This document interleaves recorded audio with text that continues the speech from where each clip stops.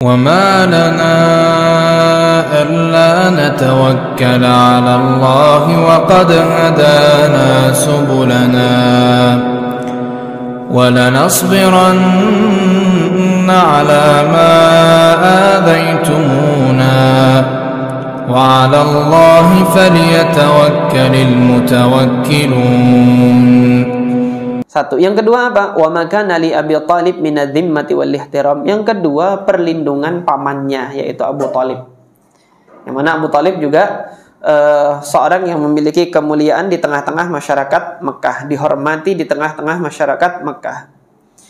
Wa makanu yakhafunahu min maghabbati su'i tasarrufihim. Faktor yang ketiga adalah kekhawatiran mereka terhadap akibat yang mereka perbuat kalau nanti berani mencelakakan Nabi Muhammad SAW. Urusannya itu nanti bukan hanya dengan orang-orang Muslim. Orang-orang Muslim memang dianggap lemah pada saat itu. Tetapi ketika mereka berani mencelakakan Nabi Muhammad, urusan mereka nanti dengan kabilah Bani Hashim dan Bani Muttalib gitu. Bani Hashim dan Bani Muttalib ini meskipun sebagian dari mereka masih ada yang kafir, tetapi kekuatan kekeluargaan mereka itu masih peduli untuk melindungi Nabi Muhammad SAW, kecuali Abu Lahab dan keluarganya, istri dan anaknya. Nanti akan kita lihat cerita anaknya yang dimakan singa ini. Sebentar lagi kita baca kisahnya. Wa min ijtima'i Bani Hashim alaihim. Ya, ini tadi kemudian yang sudah saya sampaikan tadi. Syekh Shafiyur Rahman Al-Mubarakfuri menyebutkan faktor sebelumnya, yaitu kekhawatiran mereka tentang urusannya nanti kepada Bani Hashim. Illa anna kulla dzalika lam yu'addu lahu atharuhul matlub fi nufusihim. Akan tetapi faktor-faktor yang demikian ini oleh sebagian tughutnya kafir Quraisy itu tidak dianggap sebagai suatu hal yang berpengaruh di dalam hati mereka. Cuek aja gitu kan. Jadi tadi yang memang kafir Quraisy yang kedudukannya itu tidak seberapa, itu yang nanti memperhitungkan faktor-faktor yang menghalangi itu tadi. Tetapi bagi yang udah dedengkotnya kayak Abu Jahal, Uqbah bin Abi Mu'id dan lain sebagainya itu nggak dianggap itu, dicuekin aja. Maka oleh karena itu idbada'u yastakhifuna bihi mundhu sya'aru bin hiyari kiyanihim al-wathani wa zi'amatihim ad-diniyati amama da'watihi alaihi salatu wassalam.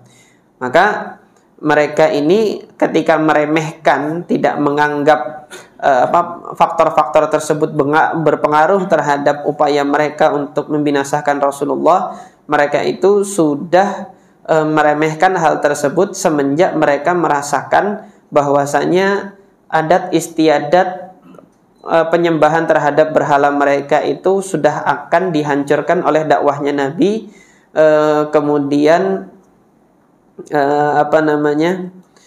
kepemimpinan mereka di dalam hal agama, kan sudah kami sampaikan sebelumnya, orang Quraisy ini dianggap sebagai panutan seluruh kabilah dalam membimbing agama mereka gitu.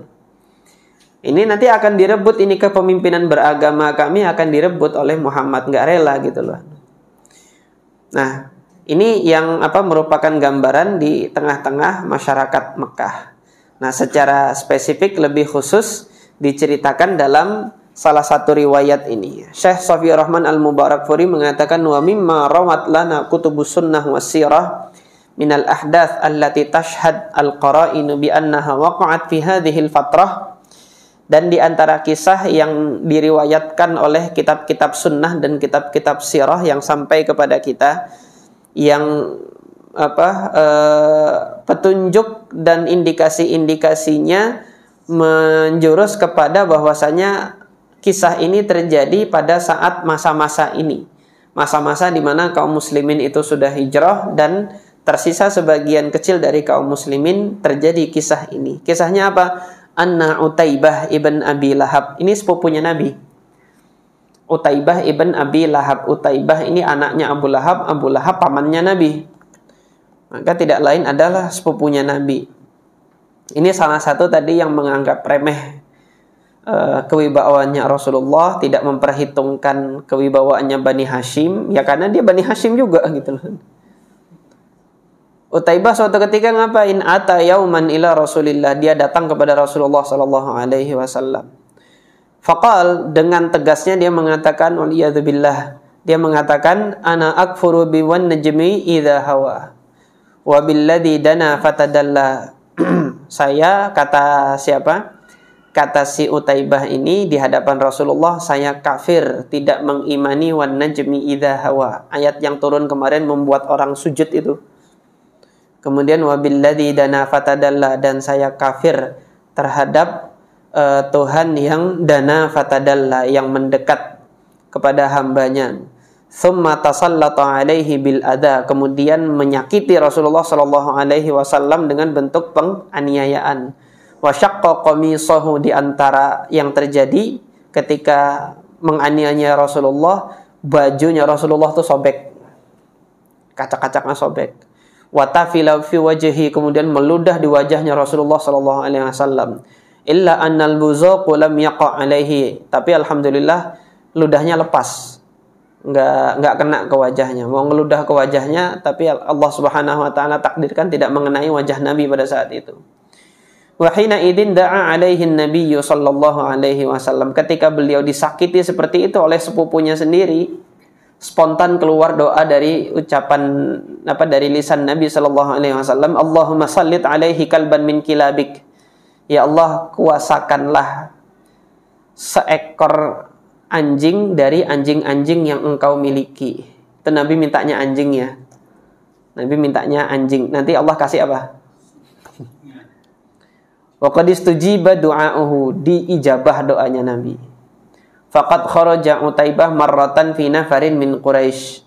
Suatu ketika Utaibah pergi keluar kota bersama dengan beberapa kawanan dari orang-orang Quraisy. Hatta nazalu fi makanin minasyam, sampai mereka singgah di satu tempat di antara negeri Syam, yuqalu lahu Az-Zarqa, yang nama tempat tersebut adalah tempat Zarqa. Fatafa bihimul asad, kemudian datang singa mengelilingi mereka. Tilkal lailah, di malam itu ketika mereka beristirahat di tenda mereka, keliling-keliling kayak nyari orang nih singa nih. Faja'ala Utaibah yaqul ya waila akhi, ketika melihat celakalah wahai saudaraku, katanya. Huwa wallahi akili kama da'a Muhammadun alayya, demi Allah ini singa ini nanti mesti akan makan saya malam ini sebagaimana doanya Muhammad kepadaku gitu. Qatalani wa huwa bi Makkah, demi Allah Muhammad itu telah membunuhku padahal dia masih berada di Makkah. Wa ana bisyam, dan aku sekarang di Syam ini. Faghada alaihil asad, begitu ngelihat mukanya Utaibah ini langsung ngapnya gitu kan. Faghada alaihil asad min bainil qaum, di antara orang-orang banyak tuh yang dipilih Utaibah gitu, yang lainnya selamat gitu. Wa akhadha bi ra'sihi, ditangkap kepalanya, fadzabahahu, sudah disembelihnya dengan giginya, itu giginya merobek lehernya siapa? Utaibah ini. Terkabul doa Nabi. Mintanya anjing, dikasihnya singa. Mintanya di mana? Di Ka'bah. Kan di hadapan Ka'bah gitu. Ketika berdoa demikian, maka Allah Subhanahu wa taala istijabah doanya, diijabah oleh Allah Subhanahu wa taala. Wa minha ma dzukir anna Uqbah ibn Abi Mu'id wati'a ala raqabatihi asy-syarifah wa huwa sajidun hatta kadat ainahu tabruzani. Dan di antara kisah yang lain yang menunjukkan upaya bahwasanya orang-orang kafir Quraisy pada saat itu nekat untuk membunuh Nabi, yaitu apa yang dilakukan Uqbah ibn Abi Mu'id ketika Nabi sujud, diinjak kepalanya, diinjak lehernya Nabi sampai Nabi SAW pada saat itu matanya terbelalak. Ini beberapa riwayat menyebutkan demikian. Riwayat yang lain menyatakan Uqbah bin Abi Mu'id itu mencekik Nabi Muhammad dengan ridanya sampai terbelalak matanya Rasulullah, baru nanti datang Abu Bakar untuk menolong Nabi sallallahu alaihi wasallam. Wa mimma yadullu ala anna tughatahum kanu yuriduna qatlahu, Dan di antara kisah yang lain yang menunjukkan bahwasanya pemimpin-pemimpin kafir Quraisy ini memang berkeinginan untuk membunuh Nabi Muhammad, Marwahu ibnu Ishaq, yaitu riwayat yang dibawakan oleh Al-Imam Muhammad ibnu Ishaq ibn Yasar an Abdullah ibn Amr ibn al-As, yang diriwayatkan dari Abdullah bin Amr ibn al-As. Abdullah bin Amr bin As pada saat itu masih kafir.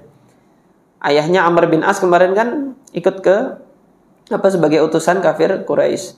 Nah, pada saat itu Abdullah bin Amr ibn al-As melihat makidah mereka, melihat upaya mereka yang mereka rencanakan itu untuk menyiksa Nabi Muhammad itu sempat disaksikan ketika Abdullah bin Amr bin As belum masuk Islam. Qala hadartuhum, aku hadir bersama mereka, kata Abdullah bin Amr ibn al-As. Wa qad ijtama'u fil hajar, mereka berkumpul di Hajar Aswad situ. Di hadapan Hajar Aswad di daerah yang berdekatan dengan Hajar Aswad. Fadzakaru Rasulullah sallallahu alaihi wasallam. Mereka menceritakan tentang Rasulullah sallallahu alaihi wasallam. Faqalu, mereka katakan, ma ra'ayna mithla ma sabarna alaihi min amri hadzal rajul. Kami tidak pernah melihat diri kita ini bisa bersabar untuk perkara orang yang satu ini gitu. Laqad sabarna minhu ala amrin azim. Kita ini sudah bersabar, sangat-sangat bersabar dengan orang yang satu ini. Fabainahum kadzalik, ketika mereka sedang gibahin Rasulullah, ini kan gibahin. Rasulullah enggak ada di situ, digibahi Rasulullah. Ketika mereka sedang demikian bergibah ria untuk menyebut Rasulullah sallallahu alaihi wasallam, ittala'a Rasulullah, muncul itu Rasulullah. Fa aqbala yamshi hatta istalama ar-rukn. Rasulullah sallallahu alaihi wasallam tetap lewat untuk menyentuh rukun Hajar Aswad karena mau tawaf kan. Kalau tawaf Rasulullah kan nyentuh Hajar Aswad, mencium dulu. Nah, mereka ada di Hajar Aswad situ. Ngomongin Rasulullah. Kan Rasulullah datang nggak ada urusan dengan mereka, tapi urusannya Rasulullah dengan Hajar Aswad karena Rasulullah mau tawaf. Fastalamar rukun, diusap seperti ini rukun Hajar Aswad untuk memulai tawaf ini. Setelah mengusap, thumma marra bihim ta'ifan bil baiti, kemudian ditinggalkan mereka, Rasulullah tawaf mutar sekali. Faghamazuhu bi ba'dil qaul, maka diisyaratkanlah, ini orangnya datang, ayo udah langsung bunuh aja gitu. Nah, dikasih isyarat begitu kan. Nah, ghamaza itu isyaratnya pakai mata, kijip-kijip mata kayak apa gitu. Fa'araftu dzalika fi wajhi Rasulillah sallallahu alaihi wasallam. Aku, kata siapa? Kata Abdullah bin Amr bin al-As, mengetahui isyarat tersebut, dan aku mengetahui Rasulullah mengetahui kalau mereka itu sedang berisyarat. Falamma marra bihim tsaniyah, ketika sampai pada putaran yang kedua, ghamazuhu bimithliha. Diisyaratkan lagi yang kedua kali, ini lewat, nah hajar ayo gitu loh. Tapi belum dilakukan. Fa'araftu dzalika fi wajhihi, terlihat di wajahnya. Tsumma marra bihim tsalitsah, lewat ke yang ketiga kali, faghamazuhu bimithliha, sama memberikan isyarat lagi seperti yang sebelumnya. Fawaqafa, nah pada kali yang ketiga isyaratnya udah 3 kali mereka hendak mencelakakan Rasulullah, di situ Rasulullah berhenti. Ketika berhenti apa? Tsumma qala, mengatakan, atasma'una ya ma'syara Quraisy, wahai orang-orang Quraisy, kalian dengar ya? Tolong didengarkan gitu kan. Amma walladzi nafsi biyadihi laqad ji'tukum bidzabah. Demi zat yang mana jiwaku itu ada dalam genggamannya, sungguh aku datang ini dengan sembelihan. Artinya aku datang dengan sesuatu yang akan memusnahkan kalian semua gitu loh. Mereka mau isyarat membunuh Nabi, Nabi kemudian berhenti, langsung disampaikan ancaman ini kepada mereka gitu kan. Fa'akhadhatil qaumu kalimatuhu. Ucapannya Nabi Muhammad ini menjadikan mereka itu takut. Hatta ma minhum rajulun illa ka'annama 'ala ra'sihi ta'ir waqi'. Sampai-sampai di antara mereka itu seakan-akan ada burung yang sedang hinggap di atas kepalanya nih. Burung hinggap di atas kepalanya itu kinayah orang ini malu gitu loh. Nah, kalau yang di cerita Tom and Jerry kan burung di kepala itu orang pusing. Tapi ini burung di kepala ini mereka malu gitu loh, segan kemudian untuk untuk melanjutkan tipu muslihat dan rencana yang akan dilakukan kepada Rasulullah. Wa inna asyaddahum fihi la yarfa'uhu bi ahsani ma yajid. Akhirnya orang yang paling bengis dari mereka yang niatnya paling besar untuk mencelakakan Nabi, akhirnya melakukan islah dengan kata-kata yang hasan gitu kan. Mengatakan, insarif ya Abul Qasim, udah lewat aja wahai Abul Qasim, fa wallahi ma kunta jahula. Demi Allah engkau ini bukan orang jahil gitu. Udah lewat aja gitu. Sudah Isya. Kita sampai di sini dulu ceritanya. Nanti pekan yang akan datang kita lanjutkan sedikit kisah ini di tengah-tengah besarnya fitnah dan penganiayaan yang dilakukan terhadap Rasulullah dan kaum muslimin. Allah Subhanahu wa taala bukakan celah nanti dengan masuk Islamnya Hamzah bin Abdul Muttalib dan masuk Islamnya Umar bin Khattab. Inilah yang Allah Subhanahu wa taala kalamkan, inna ma'al usri yusra. Setiap Allah berikan satu kesulitan, nanti Allah akan jadikan celah kemudahan di balik itu. Nanti setelah masuknya Hamzah dan Umar, apakah tenang sepenuhnya? Enggak, ada pemboikotan. Terus nanti. Demikian Allah Subhanahu wa taala jadikan hidup kita seperti itu. Nanti habis dikasih dikasih mudah begini, besok dikasih sulit, dikasih sehat hari ini, besok dikasih pusing, dan seterusnya demikian. Maka kita yang hidup ini sebagai seorang yang beriman, ketika Allah beri nikmat bersyukur, ketika Allah beri kesusahan kita bersabar. Aku qouli hadza wa astaghfirullah li wa lakum wa lisairil muslimin min kulli dzamb fastaghfiruhu innahu huwal ghafurur rahim. Assalamualaikum warahmatullahi wabarakatuh.